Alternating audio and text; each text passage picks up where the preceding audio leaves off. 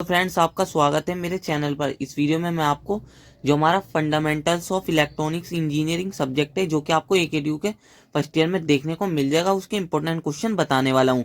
सब में पहले ना मैं यूनिट 5 के बताने वाला हूँ, पर मैं इस वीडियो में आपको ना यूनिट 1 से लेकर यूनिट 5 सबके बताऊंगा। सब में पहले हम यूनिट 5 में देखते हैं कौन कौन से क्वेश्चन इंपॉर्टेंट है। तो यूनिट 5 में जो पहला जो क्वेश्चन है वो क्या है हमारा, सैटेलाइट। तो satellite and radar communication with diagram, बहुत ज्यादा इंपॉर्टेंट क्वेश्चन है। 100% चांसेस है कि देखने को मिल जाएगा। इसको बिल्कुल भी नहीं छोड़ना, थ्योरी में बहुत आसान क्वेश्चन है और इसको आप अपनी लैंग्वेज में बहुत आराम से एक्सप्लेन कर देंगे अगर एक बार पढ़ लेंगे तो इसके बाद हम आ जाते हैं सेकंड क्वेश्चन पर। सेकंड क्वेश्चन क्या है, define amplitude modulation, drive the expression of AM modulated waveform, define modulation index of AM and drive the relation of total power of AM wave।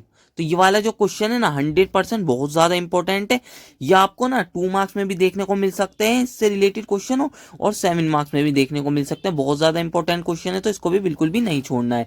और इसके बाद जो अगला थर्ड क्वेश्चन क्या है, block diagram the element of communication system. तो ये वाला जो थ्योरी क्वेश्चन है तो बहुत ज्यादा इंपॉर्टेंट है, पर जो इसके न्यूमेरिकल के चांसेस रहते हैं ना इसके ऊपर भी, वो बहुत कम रहते हैं। तो इसका न्यूमेरिकल आप करना चाहो कर भी सकते हो, छोड़ना चाहो छोड़ भी सकते हो। न्यूमेरिकल के चांसेस बहुत कम है, पर थ्योरी के चांसेस बहुत ज्यादा है इसके, 100% चांसेस है। और फोर्थ क्वेश्चन क्या आ जाता है हमारा, explain the need of modulation in communication. तो इसके जो थ्योरी के चांसेस है 80% है, पर जो इसके न्यूमेरिकल के चांसेस है वो भी थोड़े कम है। अगर आप करना चाहो कर भी सकते हो, छोड़ना चाहो छोड़ भी सकते हो।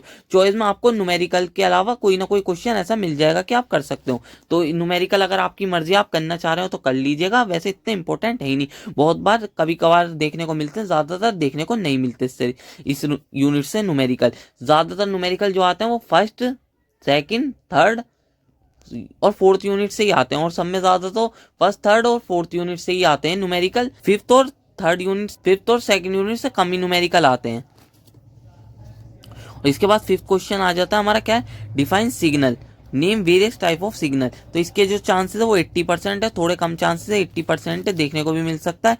तो एक बार पढ़ लीजिएगा इसको भी।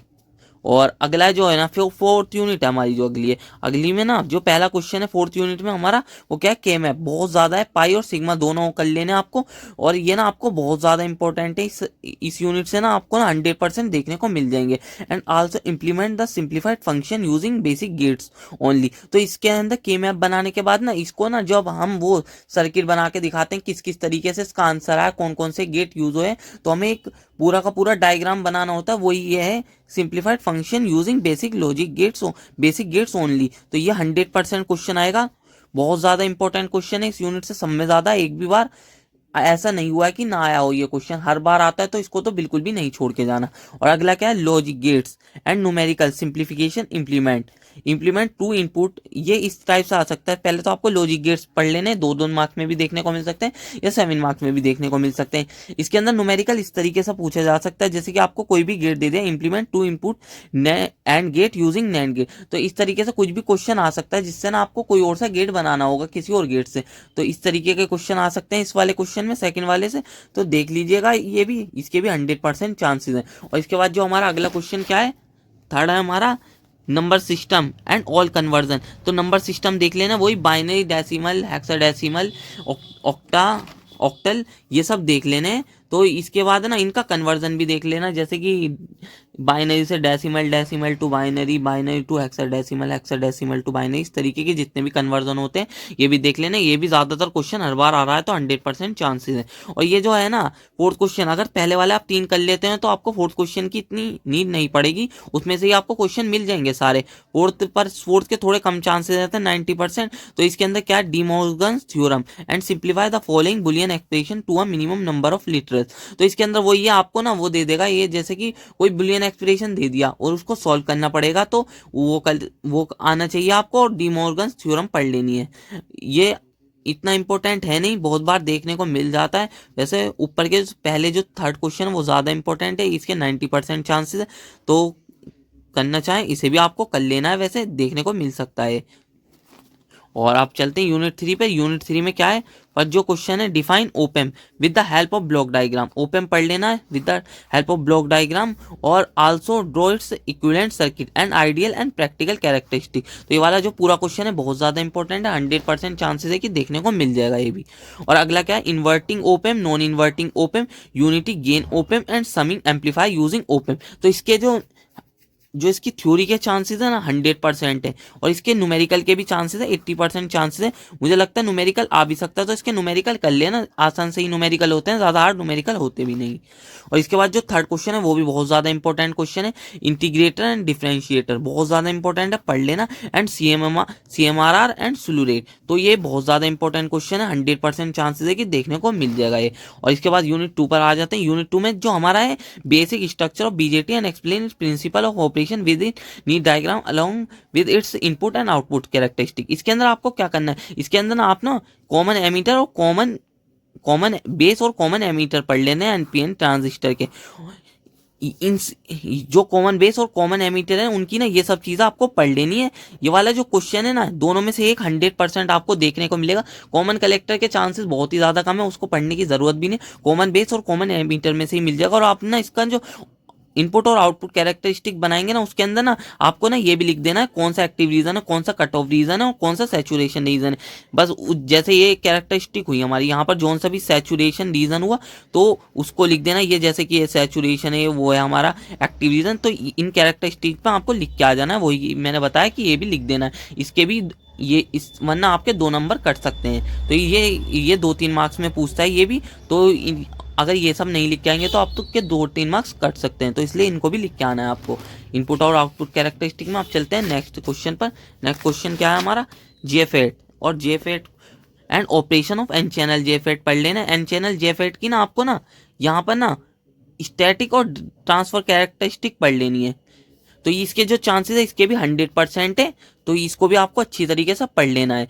तो इसकी स्टैटिक एंड ट्रांसफर, और इसके बाद ना हमें क्या करना है, इसके बाद है ना draw the circuit of n channel depletion and enhancement type MOSFET and explain its operation, also draw drain and transfer characteristic। तो आपको ना एन चैनल MOSFET के ना, MOSFET जो है ना उसका एन चैनल में ना एन चैनल ही पढ़ना है, पी चैनल नहीं पढ़ना है। एन चैनल में डिप्लीशन और एनहेंसमेंट टाइप पढ़ लेना, दोनों में से एक जरूर देखने को मिल जाएगा। बहुत बार ऐसा भी हो जाता है कि दोनों के दोनों पूछ लेता है, तो एक तो आपको वरना तो कॉमन एमीटर या कॉमन बेस में से एक मिलेगा, और एक MOSFET के एन या एन चैनल के डिप्लीशन और एनहेंसमेंट में से एक मिलेगा। 2 क्वेश्चन ये हुए, और एक आपको JFET भी देखने को मिल सकता है। अगर ये नहीं आता है तो आपको एक न्यूमेरिकल भी देखने को मिल सकता है इस यूनिट से।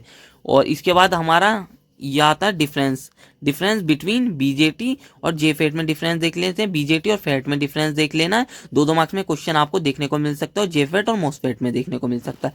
ये क्वेश्चन पढ़ लेना, और फिर ना common base, common eater, common ammeter, common collector formula के ऊपर आपको न्यूमेरिकल देखने को मिल सकता है। थोड़े कम चांसेस है, 80% चांसेस है कि देखने को मिल जाएगा। और ये आपको ये वाला जो formula GM = IDSS VP upon VP, ये 1 - VGS अपॉन VP, इसके ऊपर न्यूमेरिकल देखने को मिल सकता है। इसके भी 80% चांसेस, ज़्यादातर थ्योरी में से क्वेश्चन देखने को मिल जाएंगे, और अगर नहीं मिलते हैं तो एक न्यूमेरिकल मिल सकता है, वो भी मुझे लगता है चॉइस में मिलेगा। अगर आप थ्योरी कर लेते हो तो न्यूमेरिकल में भी चॉइस में मिल सकता है। न्यूमेरिकल के थोड़े कम चांसेस हैं, सब में ज़्यादा है। जो न्यूमेरिकल के चांसेस रहते हैं वो फर्स्ट, थर्ड और फोर्थ यूनिट से रहते हैं, सेकंड और फिफ्थ यूनिट से थोड़े कम रहते हैं, पर बहुत बार ऐसा भी होता है पूछ लिया जाता है। तो अगर आपको करना है तो न्यूमेरिकल भी कर लेना, अगर आपको टाइम मिले तो न्यूमेरिकल भी आप कर लेना, 80% चांसेस है।